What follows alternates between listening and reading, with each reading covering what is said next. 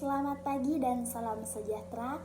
Perkenalkan, nama saya Brigita Yurita Elensi, NIM 19104168891, kelas A2 pagi, mata kuliah Perilaku Organisasi, dosen Bapak Adi Mursalim, SEMM. Baiklah, di sini saya akan menjawab soal UAS Perilaku Organisasi. Baiklah, saya akan menjawab soal yang pertama, yaitu jawabannya kontribusi bidang ilmu terhadap perilaku dalam organisasi.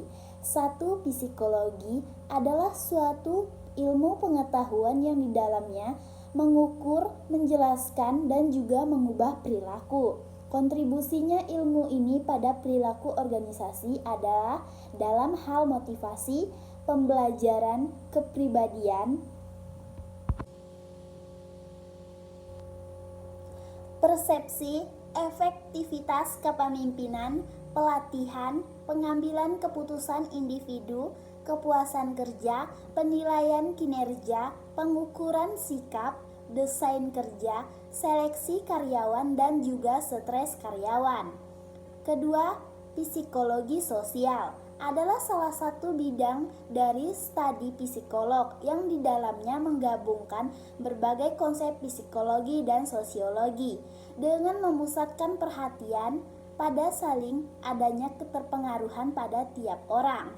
Ketiga, sosiologi adalah suatu studi tentang setiap orang dalam hubungannya antar sesama. Pemahaman terkait sistem sosial dan interaksi sosial. Manusia akan menyatu dalam suatu sistem sosial. Keempat, antropologi adalah suatu studi terkait masyarakat, terutama terkait masyarakat dan juga kegiatannya. Sumbangsihnya dalam perilaku organisasi adalah analisis lintas budaya, nilai komparatif, dan lingkungan organisasional. Kelima, ilmu politik adalah pengetahuan terkait perilaku individu dan juga kelompok dalam suatu organisasi ilmu politik. Sumbangsihnya yang sangat kuat dalam perilaku organisasi adalah tentang politik intraorganisasional, konflik, dan juga kekuasaan. Baiklah, saya akan menjawab soal yang kedua, yaitu jawabannya. Bagi mahasiswa, manajemen salah satu tujuan utama dilakukannya studi perilaku organisasi agar bisa untuk menghindari kemungkinan adanya pekerjaan yang tertumpuk dan terjadinya kelalaian dalam pekerjaan pada sebuah unit kerja dalam organisasi, maka diharuskan adanya pembagian kerja. Pembagian tugas juga bertujuan agar setiap anggota organisasi mengetahui tugasnya masing-masing. Ketiga, prinsip pendelegasian wewenang. Dalam menjalankan kegiatan ini, suatu unit harus diberi kekuasaan atau untuk melaksanakan tugas-tugasnya agar dapat dimintai pertanggungjawaban. Keempat, prinsip tingkat pengawasan. Untuk memastikan proses pencapaian organisasi berjalan dengan baik, maka harus dilakukan pengawasan dalam organisasi. Karena jika suatu organisasi tidak memperoleh pengawasan, maka pencapaian tujuan organisasi tidak maksimal. Kelima, prinsip rentang manajemen. Dalam suatu organisasi perlu kita perhatikan suatu efektivitas dan sebuah efisiensi dari seorang pemimpin yang dapat membawahi beberapa orang yang di bawahnya, sehingga seorang pemimpin dapat melakukan tugas kepemimpinannya secara efektif, efisien, dan maksimal, serta dapat melakukan tugas pengawasan secara optimal. Keenam, prinsip kesatuan perintah. Dalam menjalankan sebuah organisasi, seorang bawahan biasanya mempunyai seorang bos atau atasan. Dari bos tersebutlah kita menerima perintah dan kepada bos tersebutlah kita memberikan laporan, pertanggungjawaban, atau pelaksanaan pekerjaan kita. Ketujuh, prinsip koordinasi. Prinsip koordinasi adalah suatu usaha untuk mengarahkan seluruh kegiatan unit-unit organisasi agar tertuju pada pencapaian tujuan organisasi secara keseluruhan. Adanya pembagian tugas kepada unit-unit kerja tersebut terkadang tanpa kita sadari menimbulkan kecenderungan untuk memisahkan diri dari tujuan organisasi secara keseluruhan. Untuk itu, koordinasi diperlukan agar kita terhindar dari sebuah konflik dengan mengurangi duplikasi tugas, mengurangi kemampuan pengangguran, dan memperkuat kerjasama. Soal yang keempat, baiklah saya akan menjawabnya. Jawabannya penjelasan isi dari link tersebut. Perilaku organisasi merupakan ilmu tentang dinamika perilaku individu dan kelompok dalam suatu organisasi dan dampak terhadap kinerja atau baik kinerja individu, kelompok maupun organisasi. Ada beragam tujuan perilaku organisasi, mulai dari membangun budaya kelompok kerja, merekrut orang-orang terbaik, menciptakan hubungan yang bermakna di antara anggotanya, menyelesaikan konflik, mengembangkan kualitas masing-masing individu, hingga membangun rantai kepemimpinan yang jelas. Di bidang ini, peneliti telah menemukan bahwa penerapan perilaku organisasi pada manajemen personalia dapat menghasilkan karyawan terbaik, sekaligus meningkatkan keberhasilan organisasi secara keseluruhan. Ada pula yang meneliti perilaku organisasi secara individual, kerja dan dampaknya terhadap struktur pekerjaan, kinerja, komunikasi, motivasi, kepemimpinan, dan lainnya. Berkaitan dengan perusahaan, pelaku bisnis dapat memenuhi tujuan jangka pendek dan jangka panjang melalui perilaku organisasi. Namun ia juga perlu memahami apa yang memotivasi para karyawan dan bagaimana berinteraksi satu sama lain. Informasi tersebut dapat membantu dalam berbagai bidang, termasuk pelatihan dan pengembangan karyawan hingga inovasi dan kolaborasi. Perilaku organisasi memiliki beragam tujuan yang bermanfaat bagi karyawan maupun perusahaan seperti di bawah ini. 1. Memahami karyawan lebih baik. 2. Mengetahui potensi karyawan. 4. Mengembangkan tim yang baik. 5. Meningkatkan produktivitas. Menerapkan atau mengembangkan perilaku organisasi harus melibatkan semua orang di perusahaan, mulai dari pemimpinan hingga karyawan pendukung. Mungkin prosesnya bisa lancar, tetapi tidak menutup kemungkinan akan ada masalah.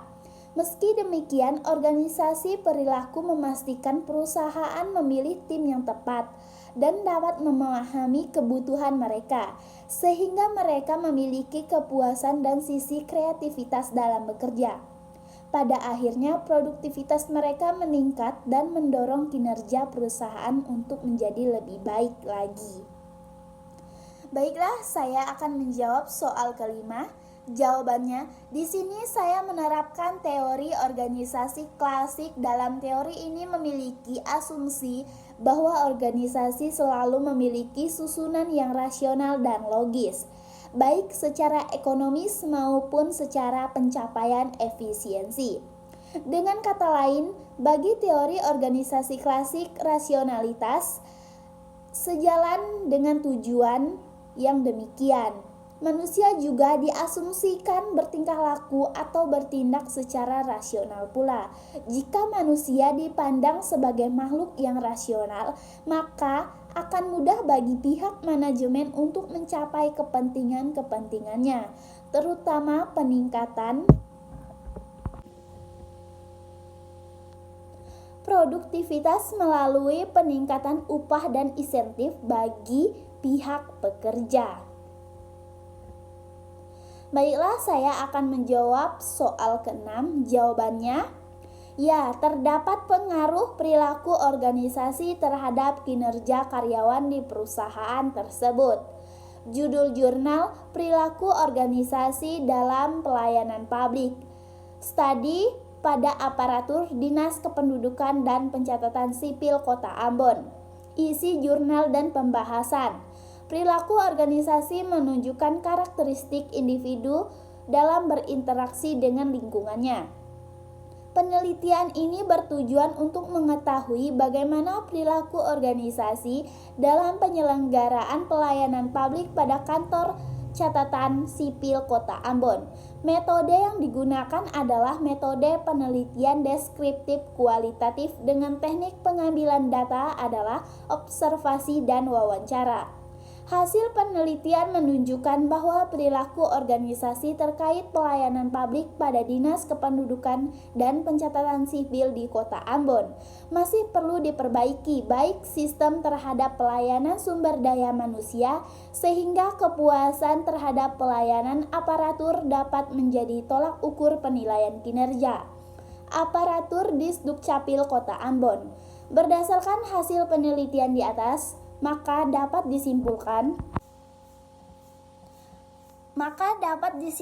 bahwa perbedaan perilaku yang terlihat pada tiap-tiap personel staf pada Dinas Kependudukan dan Pencatatan Sipil Kota Ambon sangat mempengaruhi proses kerja para staf dalam melayani masyarakat, sehingga hasil kerja mereka pun dapat berbeda-beda. Hal ini terjadi karena adanya perbedaan kemampuan. Perbedaan kemampuan ini disebabkan adanya perbedaan pegawai dalam menyerap informasi berdasarkan tingkat pendidikan dan pengalaman kerja atau lamanya bekerja. Hal ini dapat terlihat dari pegawai yang masa kerjanya dan tindakan atau keputusan yang diambil dengan tidak terburu-buru, sehingga hasil kerja dapat tercapai dengan optimal. Kemampuan ataupun dapat tercapai dengan optimal. Lingkungan di mana orang berbeda-beda itu juga turut mempengaruhi sikap dan perilaku seseorang.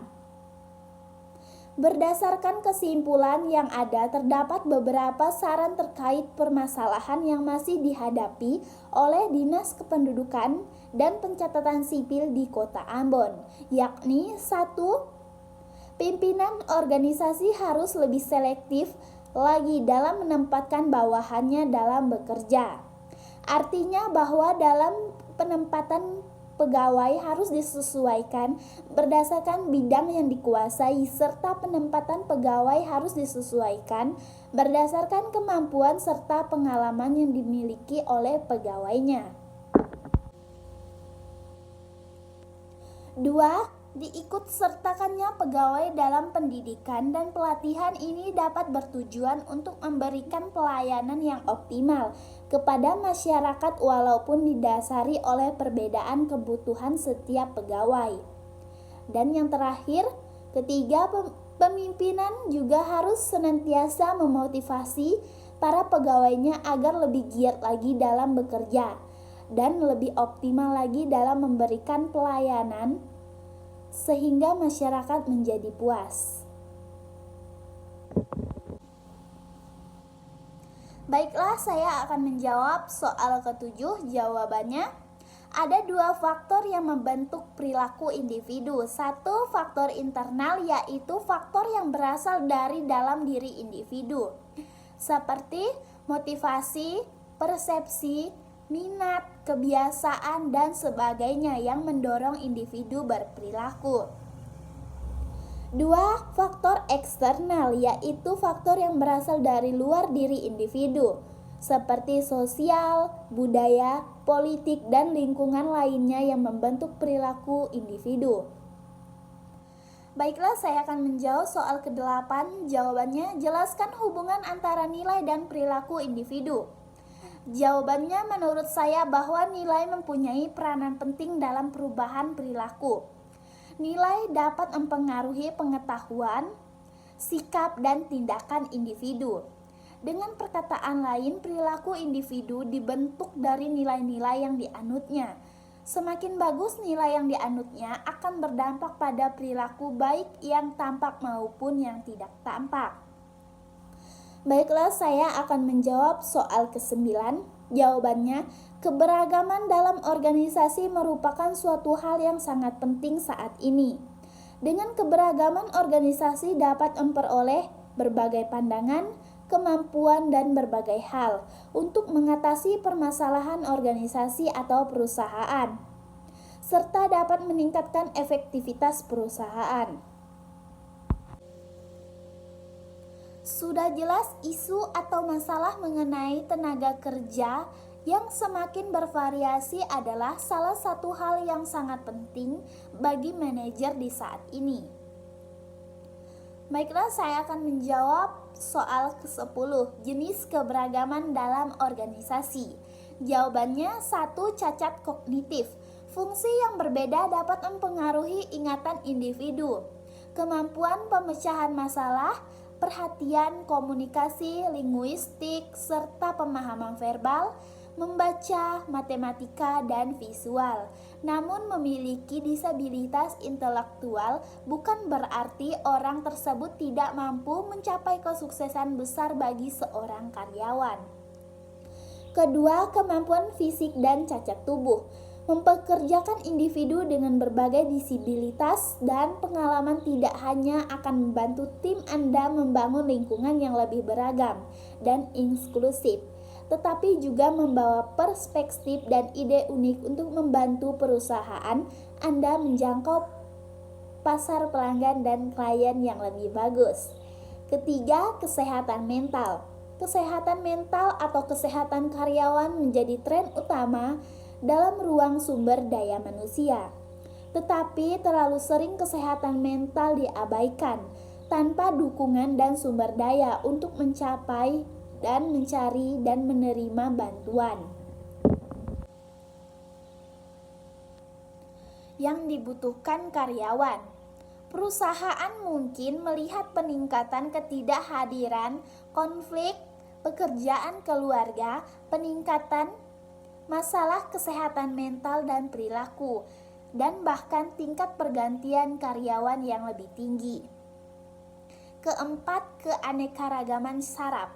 Keanekaragaman saraf seperti yang didefinisikan oleh Simposium Nasional tentang Keanekaragaman Saraf adalah konsep di mana perbedaan neurologis harus diakui dan dihormati sebagai variasi manusia lainnya.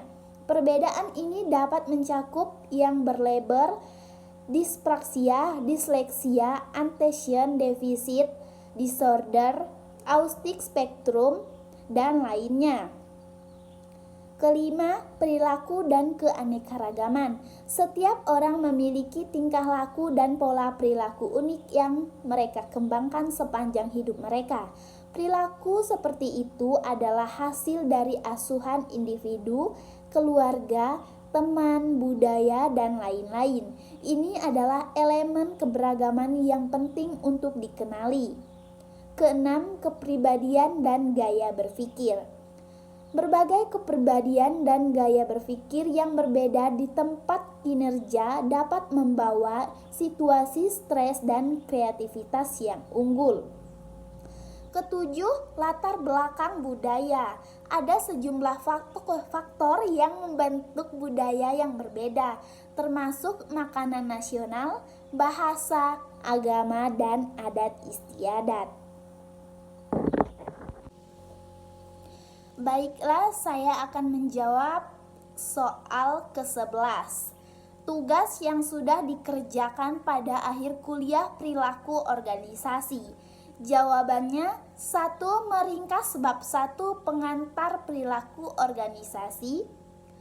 2. Meringkas bab 2 tentang perilaku individu dan nilai-nilai. Ketiga, meringkas bab 3 tentang keberagaman dalam organisasi. 4. Meringkas bab 4 tentang sikap, perilaku, kepuasan, dan bekerja. 5. Meringkas bab 5 tentang motivasi kerja. 6. Meringkas bab 6 tentang konflik dan negosiasi. 7. Membuat PPT tentang mengenal perilaku organisasi. 8. Meringkas tentang MBKM di program studi manajemen.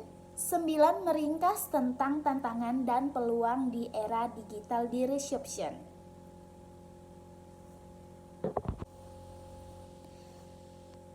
Sekian dan terima kasih. Selamat pagi dan salam sejahtera.